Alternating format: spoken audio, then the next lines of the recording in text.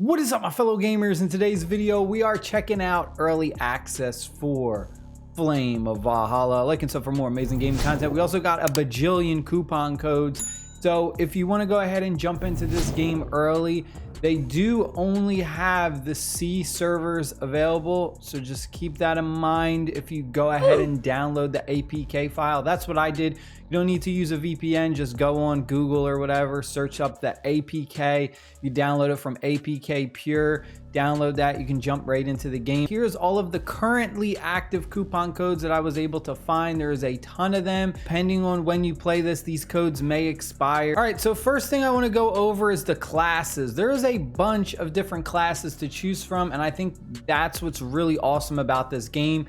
We have some traditional ones like the Ranger, the Mage, and the Barbarian, but then we also have some more obscure ones like the Knight.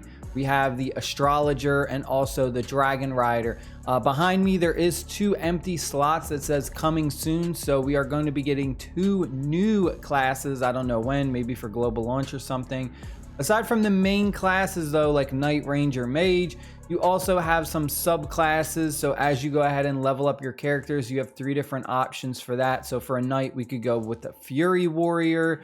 We've got the Shield Vanguard or the Holy Knight. And as you click on them, you can see that the stat breakdown over here slightly changes depending on that subclass. So each subclass has like a slight different play style to it. I went ahead and I chose the Archer class, and currently we got up to level 70. It's really easy to level up in this game, like ridiculously easy. It's just way too similar to a lot of other MMORPG games that are out there with just different skins. And it's kind of just discouraging, and that was one of the big things that drew me to love A3, was the fact that A3 was a bit different. It wasn't so generic. It has like the main ideas, but it wasn't super generic like this.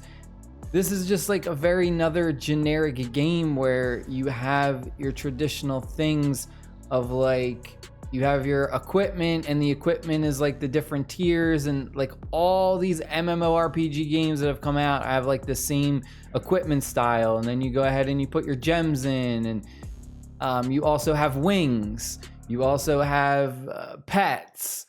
You also have a mount. It's just very, very generic stuff where they don't actually add any real value or any kind of like actual like variety to the gameplay.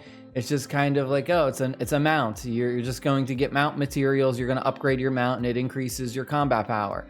It doesn't add anything else to it. It's just, I would rather just take away the mount. Like it's nonsense. It's just another thing for you to have to like spend money on to get the materials, to be a pay to win, to increase your overall combat power. So that's like one thing that I think is really discouraging about this, is it's not anything kind of new from what we've already seen. It's very similar to like Nexus Nebula Echoes that just came out recently. It has all the same typical features, and there isn't anything that's new or exciting. That's the only thing that I can say, is there's nothing here that's anything different from, you know, other past MMOs that have come out, and I can be like, oh, I really recommend you play this one over the other one because this one has some kind of unique feature that the other ones don't. But this doesn't. It doesn't have any unique features really. It's just a lot of the same things that you've already seen in all the other games.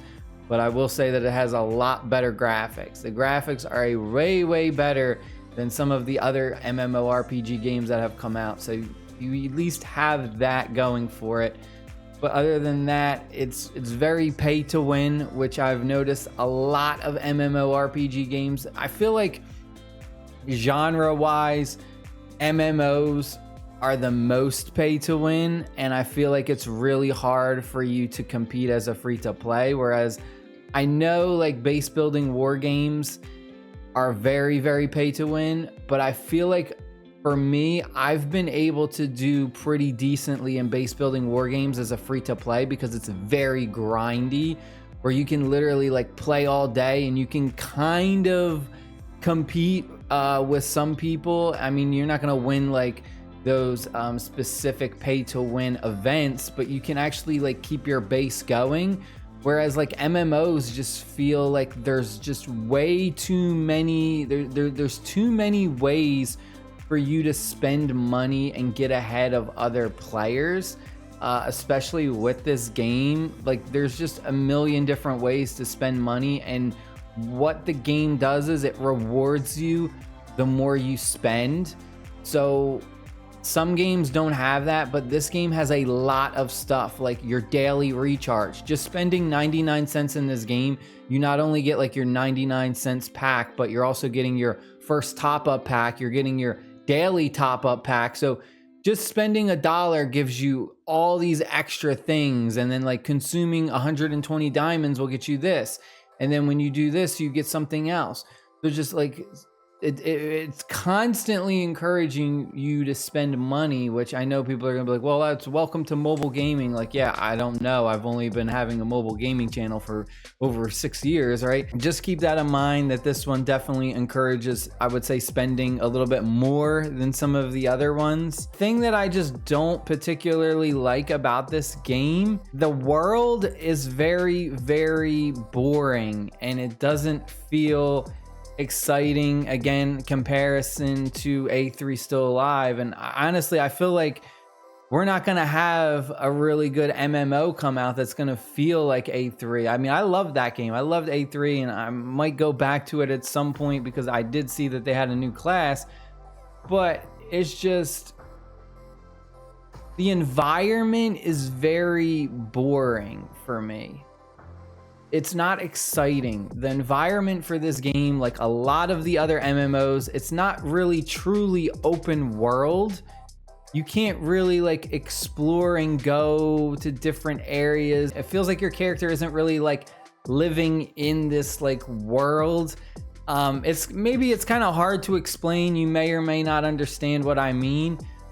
But it's just kind of like you teleport here, and then you teleport there, and then you teleport to this random made area, where like A3 Still Alive, you actually had to like travel, and everything was kind of connected. So like you'd be in the world, and then you'd run, and there'd be a dungeon entrance, and as you went into that dungeon entrance, then you went into the actual dungeon, where there's a lot of just kind of like teleporting around. There's really not a whole lot else that you're doing. You're just constantly teleporting from this to there. Like, see, I just randomly teleported to this other place, but it's not like an actual place that I could like see or travel to. It's just this made up area that doesn't actually exist in the world, if that makes sense. It's hard to explain. If you understand, then you understand. That is it. I hope you guys and girls enjoyed the video. Stay happy, stay safe. I'll see y'all later. Peace.